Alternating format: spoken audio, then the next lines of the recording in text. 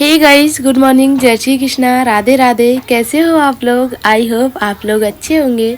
मैं भी एकदम ठीक हूँ। तो अभी सुबह का टाइम है और करीब 15 दिन के बाद में मैं ब्लॉग बना रही हूँ, क्योंकि हर्षित की तबीयत ख़राब थी ना, तो मेरा वीडियो बनाने का मन ही नहीं करता था। अब थोड़ा सा हर्षित का तबीयत थोड़ी सी बेटर होने लगी है, तो अब मैंने सोचा चलो मैं ब्लॉग कंटिन्यू करती हूँ।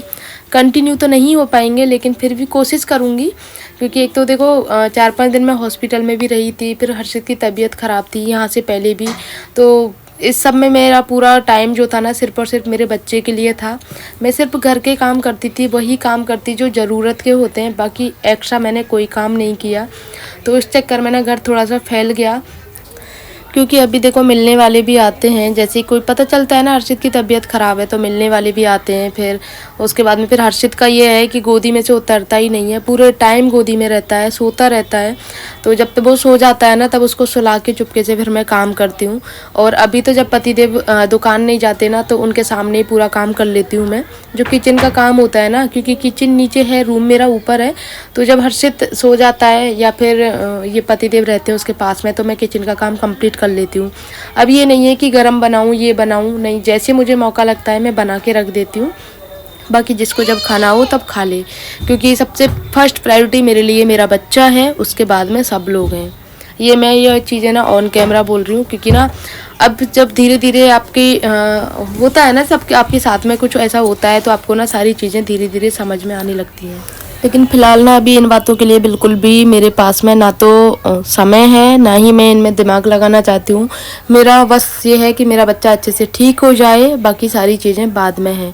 तो फ़िलहाल मैं बना रही हूँ राजमा चावल, क्योंकि ईश्वरा की फरमाइश थी, काफ़ी टाइम से बोल रही थी मम्मा कुछ बना दूँ अच्छा सा, क्योंकि हर्षित की तबीयत ख़राब हुई है ना, तब से मैंने कुछ अच्छा सा बनाया ही नहीं। हमेशा बस सादा सादा खाना बनाती हूँ, दाल रोटी या फिर कुछ ऐसा ही, क्योंकि ये गोदी में से उतरता ही नहीं है, हमेशा गोदी में रहता है, और फिर किचन में लेके इसको काम नहीं कर सकती मैं, क्योंकि अब देखो बड़ा हो गया ना, 6 साल का बच्चा हो गया, गोदी में लेके काम नहीं होता। और फिर मैं भी 10 दिन बच्चे की तबीयत ख़राब थी, तो उस चक्कर में इसको फीवर बहुत हाई रहता था।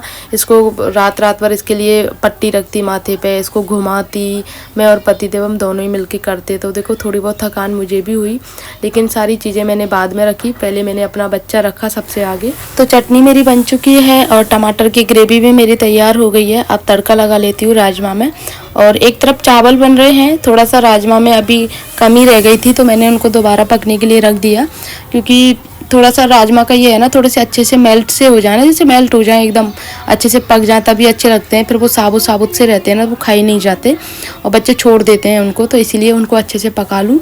और सारी चीज़ें मेरी बन गई हैं, ठाकुर जी का भोग भी लग गया है। अब सिर्फ राजमा चावल जब बनाती हूँ ना, तो सिर्फ 2-3 रोटी सेकनी होती हैं पापा के लिए, तो वो मैंने सेक के रख दी हैं, अभी गर्मा गर्म बनी रहेंगी, पॉट में रख देती हूँ, और बाकी जब सब लोग खाएंगे तब खा लेंगे। क्योंकि अभी मेरा ये है कि मैं उसी हिसाब से बनाती हूँ खाना, जितनी देर हर्षित सोता है उस हिसाब से, और जब हर्षित उठता है फिर मैं उसके पास में ही रहती हूँ, क्योंकि वो मोबाइल वगैरह भी नहीं देखता है अभी कि मैं उसको मोबाइल में लगा दूँ या थोड़ी देर में कुछ काम कर लूँ। तो उस हिसाब से मैं काम को एडजस्ट कर लेती हूँ जब तक मेरा बच्चा सोता है तब तक।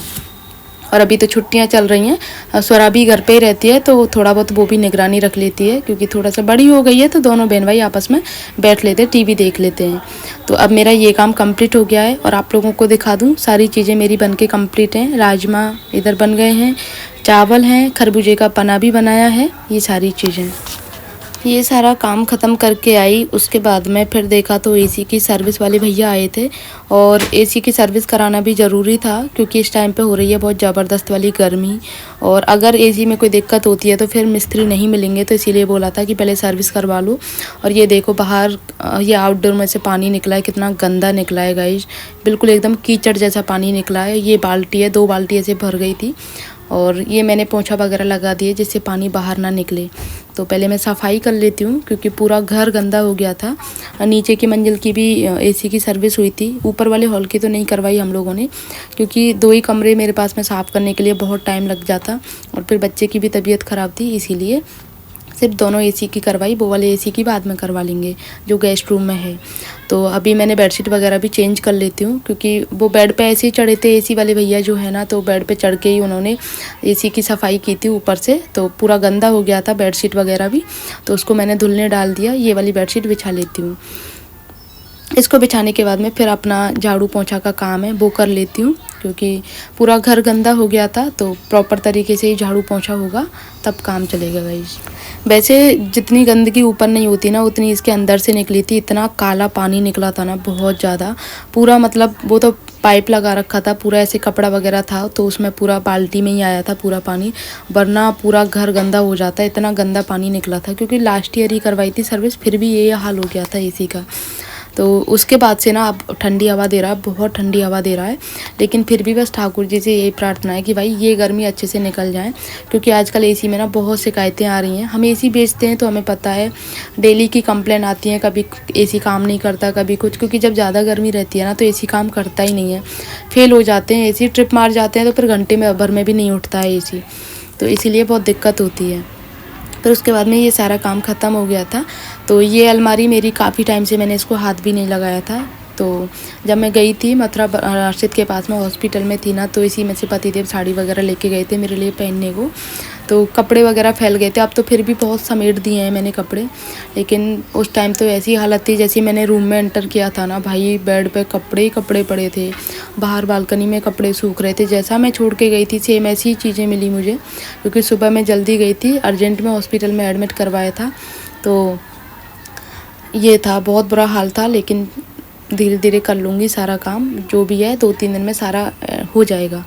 तो ये साड़ियाँ थी, इनमें से कुछ रिटायर करनी है मुझे, बाकी रिटायर के साथ साथ इसकी सफाई भी हो जाएगी और अच्छे से जमा भी लेती हूँ। इन डिब्बों में मैं जैसे अपने चश्मे वगैरह, घड़ी हैं, वो रखती हूँ। तो ये ढक्कन नहीं लग रहा था तो मैंने सोचा दूसरे डिब्बे में इनको रख देती हूँ। तो हमारी जो स्मार्ट वॉच है ना, जो मैं पहनती नहीं हूँ, मतलब ख़रीदने का शौक़ रहता है लेकिन पहन नहीं पाती हूँ, तो उनको अलग निकाल के रख देती हूँ, क्योंकि चार्जिंग का इशू रहता है, चार्ज करने में दिक्कत होती है, याद नहीं रहता, और जब कहीं जाना होता है तो फिर डिस्चार्ज होती है, उसको पहन नहीं सकते। तो ये सारी चीज़ें इनको समेट के रख दूँ, वरना ये फिर पूरे फैलती रहती हैं।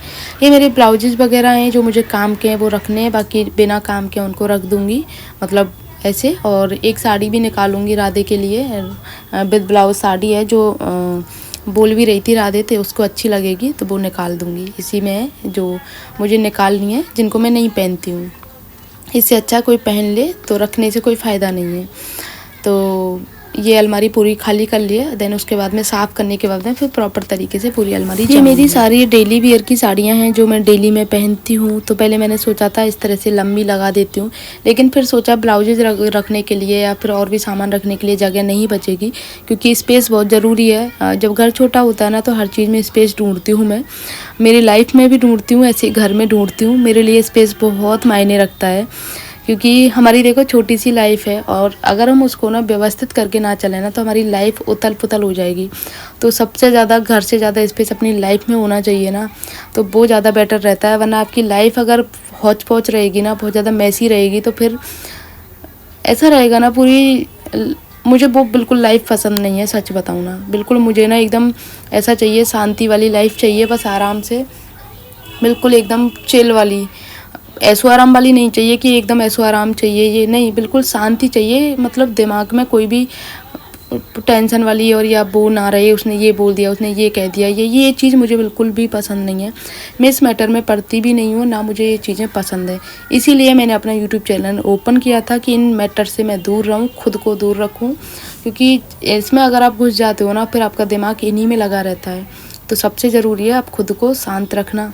खुद शांत रहेंगे तो हमारा घर भी शांत रहेगा, और हमारे बच्चे, पति, सब एकदम माइंड सबका अच्छे से रहेगा। तो ये मेरी सारी साड़ियाँ हैं जो मैं एक एक करके इनको जमा देती हूँ। कॉटन साड़ियों को नीचे रख दूँगी, क्योंकि कॉटन साड़ियों को हैंगर में लगाती हूँ ना तो उसकी प्रेस ख़राब हो जाती है। तो मेरे लिए प्रेस के इतने सारे कपड़े हैं कि मैं अगर काउंट करूँ ना तो काउंट नहीं कर पाऊँ। अभी मैंने एक थैली भर के तो पापा के 20 कपड़े निकाले हैं, पैंट शर्ट, जिनको प्रेस के लिए भिजवाना है। बाकी टी शर्ट्स वगैरह हैं, पतिदेव के कपड़े हैं, और मेरे कपड़ों के तो छोड़ो, बच्चों के कपड़े भी छोड़ो, कम से कम 20-25 टी शर्ट्स हैं पापा की, उन पे प्रेस करनी है।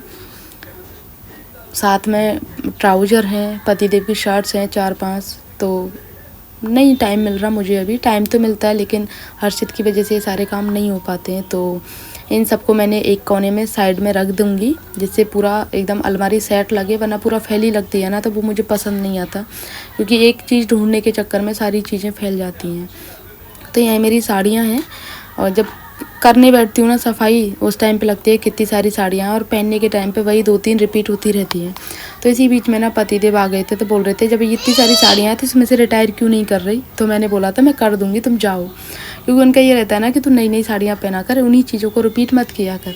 लेकिन घर में रहते हैं ना, तो घर में नई चीज़ें नहीं पहन सकते। घर में ये रहता है गर्मी के टाइम में जितना कम्फर्ट जोन हो ना उतना ज़्यादा अच्छा रहता है। तो यहाँ पे मेरी ये सारी साड़ियाँ भी सेट हो गई हैं, और ये भी सारा कुछ कंप्लीट हो गया है। अब ब्लाउजेज़ वगैरह भी जमा लेती हूँ, और यहाँ पे पूरा स्पेस भी अच्छे से आप लोग देख पा रहे होंगे, खूब सारा स्पेस भी हो गया है और देखने में भी अच्छा लग रहा है।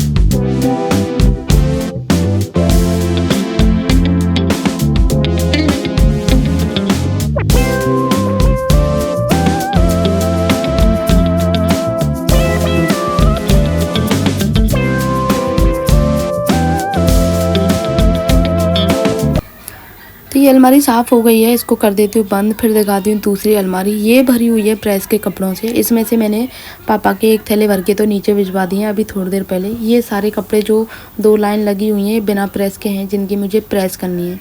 बच्चों के एग्ज़ाम्स हो गए हैं, उनके बैग वगैरह भी पैक करके रख देती हूँ, क्योंकि अभी तो पढ़ने का कोई काम ही नहीं है बच्चों का। और जो भी ये फाइल वगैरह हैं हर्षित की, क्योंकि हर्षित एडमिट था, उसके बाद में फिर कुछ चीज़ों के लिए उसके बर्थ सर्टिफिकेट वगैरह भी चाहिए थे, तो सारी फाइल वगैरह निकाली थी। तो एक साथ में ही रखी है मैंने सारी फाइल, मेरी भी, स्वरा की भी, क्योंकि मेरी भी बहुत टाइम, मतलब स्वरा के टाइम पे बहुत तबीयत ख़राब हुई थी, तो बहुत सारे डॉक्टर्स को दिखाया था, तो बहुत सारी फाइल हैं मेरी भी। तो वो सारी मैंने एक जगह रखी हुई हैं, क्योंकि वो हर टाइम पे काम आती हैं, तो डॉक्टर्स के नंबर वगैरह देखने को, इसीलिए। तो ये मेरा पूरा हो गया है गाइस साफ़। अब कर देती हूँ बेड को साफ़ गाइस।